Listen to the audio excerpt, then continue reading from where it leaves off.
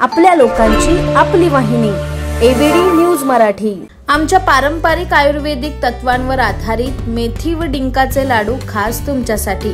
आता सांध्याच्या समस्यांपासून आराम हवा असो, शरीराला ताकद देणारा पोषणदायी आधार असो किंवा उष्णतेचा समतोल राखायचा असो, श्री अवनी लड्डू तुमचं आरोग्य सांभाळतील। आयुर्वेदिक गुणधर्मांनी परिपूर्ण, शरीराला ऊर्जा व ताकद देणारे, सांध्यांमधील वेदना कमी करण्यास उपयुक्त, चवीला अप्रतिम आणि सगळ्यांना आवडणारे आता तुमच्या घरी मागवा आरोग्याचा खजिना।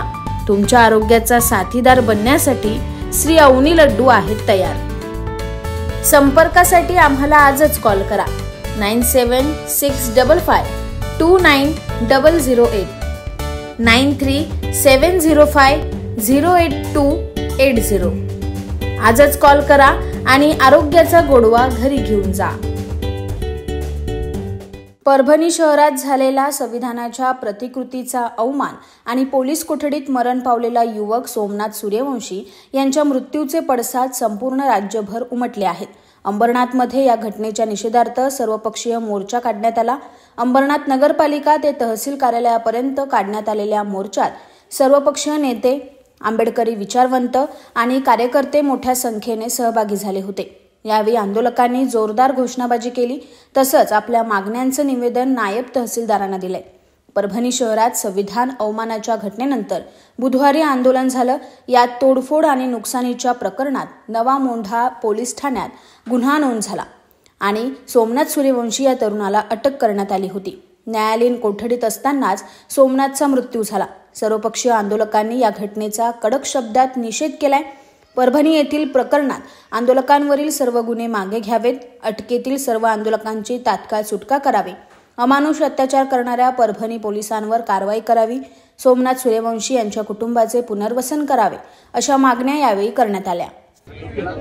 आज संविधान रक्षक समिती अंबरनाथच्या वतीने परभणी येथे जो संविधान प्रतिकृतीची जी विटंबना झाली आणि या विटंबनेमध्ये ज्या धर्मांध जातीवादी माथे फिरू बोलतात, तो माथे फिरू नसून तो धर्मांध व्यक्ती आहे आणि त्यांनी जी विटंबना केली आणि त्याच्यानंतर जो परभणीमध्ये प्रकार घडला, जो उद्रेक झाला आणि त्या उद्रेकाला शमवण्याचं काम महाराष्ट्र सरकारने आणि पोलिसांनी अतिशय शांतपणे करायला पाहिजे होतं, पण त्यांनी 2-3 दिवस घालवले आणि त्यामुळे हा उद्रेक उफाळून निघाला आणि त्याच्यामधून जो काही तोडफोड झाली, त्या तोडफोडमुळे ज्या कार्यकर्त्यांवर लाठी चार्ज पोलिसांनी केला आणि घरामध्ये घुसून कोम्बिंग ऑपरेशन केलं, अक्षरशः कामधंदा करणारे शेतकरी लोकांना सुद्धा त्यांनी केलं आणि 140 लोकांवर गुन्हे दाखल केले आणि त्या गुन्हे दाखल करत असताना जो मारहाण पोलीस कोठडीत झाला शहीद सोमनाथ सूर्यवंशीचा,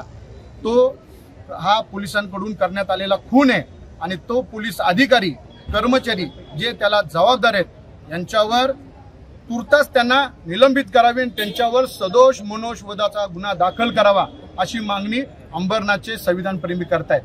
आणि त्या अनुषंगाने आम्ही डॉक्टर बाबासाहेब आंबेडकर पुतळा अंबरनाथ नगर परिषद ते तहसीलदार यांच्याकडे एक निषेध मोर्चा घेऊन आलो आणि या मोर्चामध्ये अक्षरशः तरुण मंडळीने, महिलांनी पुढाकार घेऊन हे जे काम केलेलं आहे ते वाखाणण्यासारखं काम आहे आणि आमची जी मागणी आहे की माजी न्यायाधीशांकडून याची चौकशी झाली पाहिजे आणि याला संबंधित असणाऱ्या सगळ्या लोकांवर गुन्हे दाखल झाले पाहिजे, त्यांना निलंबित केली पाहिजे, ही मागणी घेऊन आम्ही इथे आलो आणि आजचा हा मोर्चा यशस्वी झाला।